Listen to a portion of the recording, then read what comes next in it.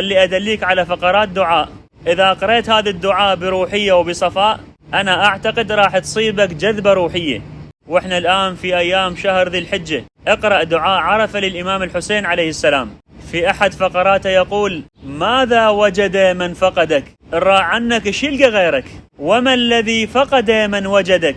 اللي يلقاك بعد يقدر يتيهك. لقد خاب من رضي دونك بدلا، ولقد خسر من بغى عنك متحولا. يرجى سواك وأنت ما قطعت الإحسان، وكيف يطلب من غيرك وأنت ما بدلت الامتنان. يا من أذاق أحباءه حلاوة الموانسة، فقاموا بين يديه متملقين. ويا من ألبس أولياءه ملابس هيبته، فقاموا بين يديه مستغفرين. بس تتقرب يمه ينطيك هيبة، يسويك عظيم. أنت الذاكر قبل الذاكرين، يقول له أنت قبل لا واحد يذكرك أنت اللي تذكر، أنت تبادر بالذكر.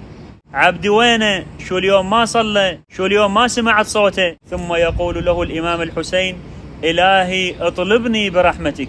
الله، شلون معنى هذا؟ ما يقول له ارحمني، يقول له اطلبني برحمتك، يعني إلهي أريد طلب خاص من عندك. إلى آخر دعاء عرف هذا الدعاء العظيم.